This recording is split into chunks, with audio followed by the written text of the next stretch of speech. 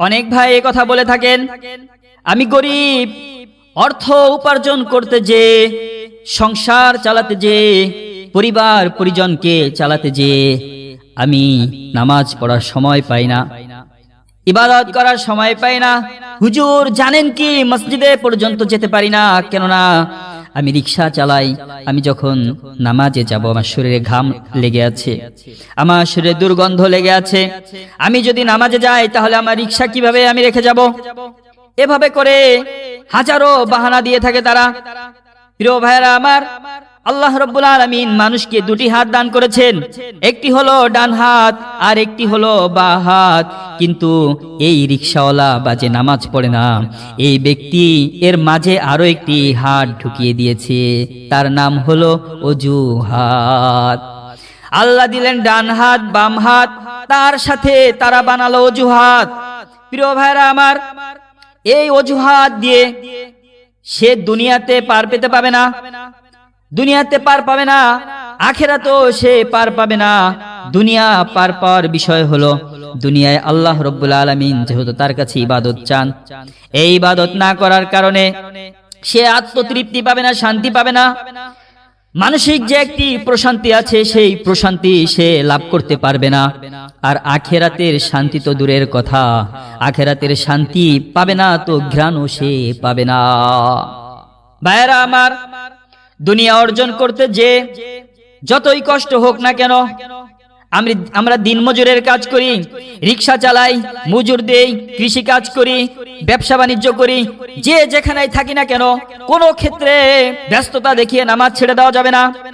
এজন্যই তো কবি বলেছেন, নামাজকে বলো না কাজ আছে, বরং কাজকে বলো আমার নামাজ আছে।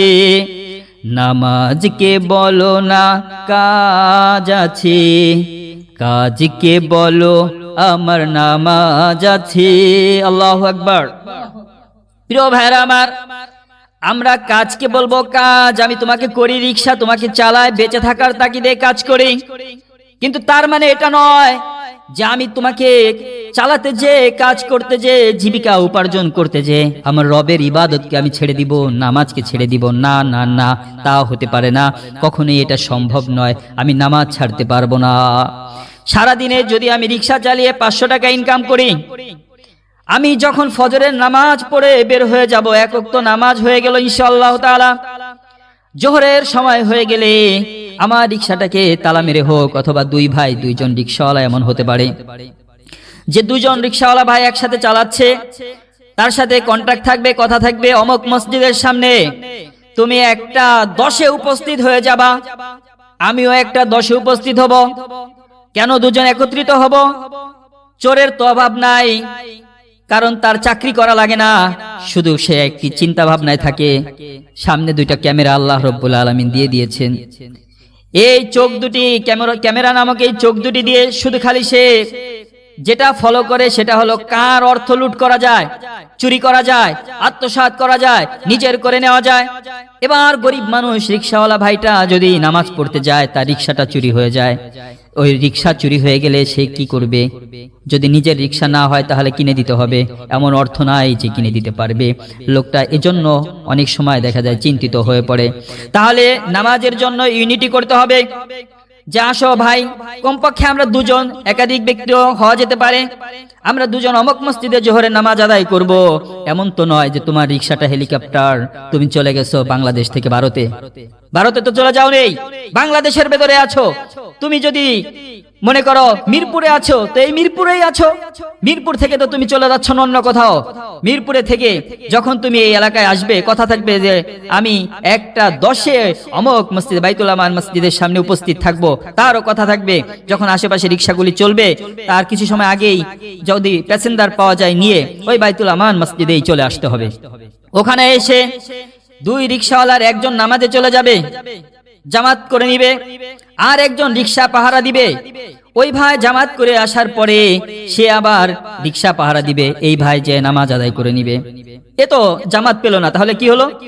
এখানে জামাত না পেলেও বৃহৎ একটি চিন্তা হলো, উদ্দেশ্য হলো যে আমাদের রিক্সাটা যেন না পায়। আমি একজনকে জামাতে সলাত আদায় করার সুযোগ করে দিয়েছি, আমি সলাত আদায় করিনি। কেন করলাম না? আমি তার সম্পদকে পাহারা দিলাম।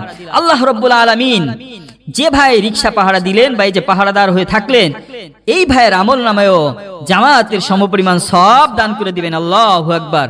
কেন দান করে দিবেন? যে সে চাইলে উপস্থিত হতে পারতো, কিন্তু আরেকজনের সম্পদকে পাহারা দিচ্ছে। সেম ওই ভাইও কি করবে? এভাবে এসে দাঁড়াবে, পাহারা দিবে, পরবর্তীতে সে নিজে নামাজটা পড়ে আসবে। ইনশাআল্লাহ জামাতের সমপরিমাণ সব আল্লাহ তাআলা দান করে দিবেন। পরবর্তী দিন সে দেখা গেছে যে আজকে জামাত আদায় করলো, পরবর্তী দিন তো এই ভাই কি করবে? পাহারা দিবে।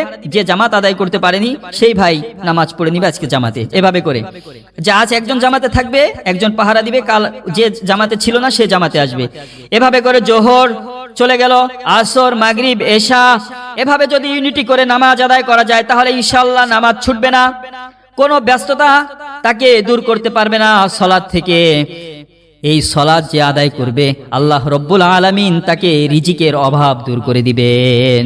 এজন্য এই অজুহাত দেখানো যাবে না যে আমি ব্যস্ততার মাধ্যমে থেকে নামাজ আদায় করতে পারছি না, আমি ব্যস্ততার সাথে থেকে হুজুর ভালো কাজ করতে পারছি না।